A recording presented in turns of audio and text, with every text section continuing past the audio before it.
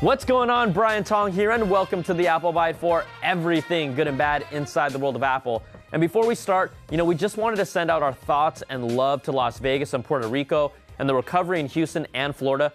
Like, come on, we are lucky. We got to talk about tech and have fun with it, but we're also aware of what's going on around us, and we wanted to emphasize the importance of having some perspective here. So let's get to it. On to the show. Everyone is trying to take a slice of the apple pie this week. Sonos debuted their new Sonos One smart speaker with Alexa integration, and Google just dropped their all-new lineup of products. Now, Apple's HomePod is coming by the end of the year, but they should honestly be worried about the Google Home Max. Like, did you see this thing? It's bigger and badder. It automatically tunes to the room like the HomePod. It has the smarter Google Assistant, and that thing can be placed on its side or stood up vertically and supports dual speakers as well. Now, the only advantage Apple has is on price. The Google Max Home is $50 more, but the Home Max literally just did an emoji poo-poo on the HomePod before it even comes out. And you don't have to be an Apple fanboy to admit this. It's just better. Now, there's still a lot of follow-up to the latest Apple releases, and no, it does not include any software updates to my iPhone or your iPhone after iOS 11 continues to absolutely destroy our batteries. Now, Mixpanel says iOS 11 is at a 39% adoption rate now, but it's embarrassing. Come on, with the bugs, crashes, and alignment issues people are still seeing. Like, I can confidently say it's the buggiest iOS release to date, and they still haven't done anything to address the battery issues. So forget a bad Apple now, it's just plain rotten. Ew! Gross.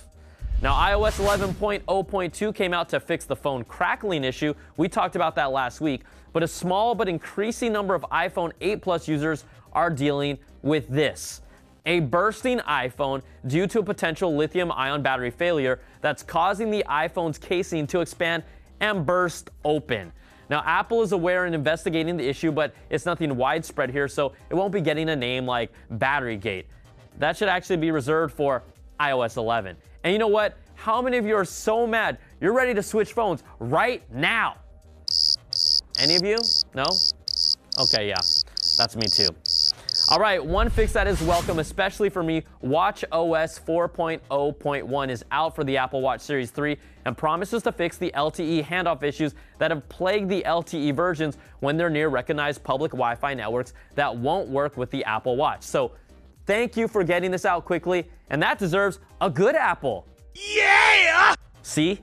I'm a nice guy too. Now, we talked about this issue specifically in our Apple Watch review, and you should see some of the suggestions I offered to make it better, but it's also where I received some great feedback like this. Brian Tong, the only male tech reviewer who doesn't look hella awkward running in these latest Apple Watch reviews. I'll take that. Now, Ref Serial asks, why do you keep it so loose? And Kevbo Kev says, sometimes you are annoying, Brian, but this time you are not. Thanks, I guess. All right, Apple has received approval from the FCC for the iPhone X ahead of its October 27th pre-order, passing all the requisite tests and is cleared for sale, where many of us will not be getting it in the first few weeks because of the crazy demand. So who wants to wait in line with me? Actually, I meant for me. Also, a report by KGI's Ming-Chi Kuo says the functionality and user experience of the True Depth camera in the iPhone X will take its Android competitors up to 2.5 years to replicate. That's a long time, and that's also if Android phones want to replicate it, because last time I checked, fingerprint is still faster.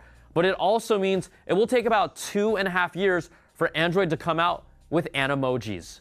Something really worth taunting Android users about, exclusively available on the iPhone X. Now, DxOMark has become one of the go-to sources for camera rankings for our phones because our phones are our cameras.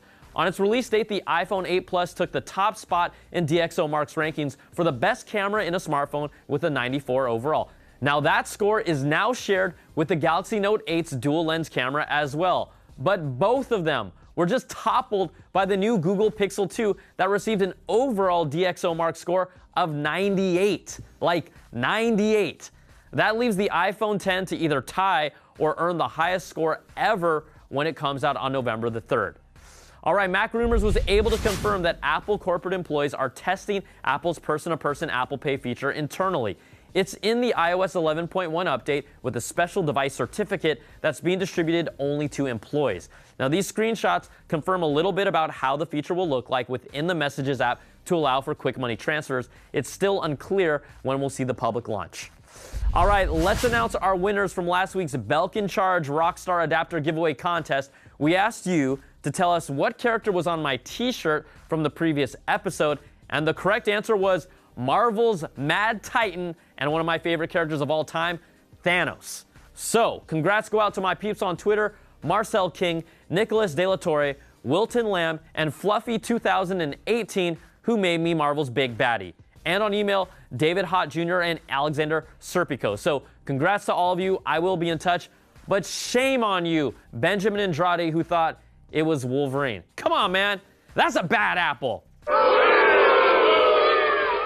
All right, that's going to do it for this week's show. You can email us at theapplebyte@cnet.com or tweet me at Brian Tong. Thanks so much for watching. We'll catch you all next time for another Bite of the Apple.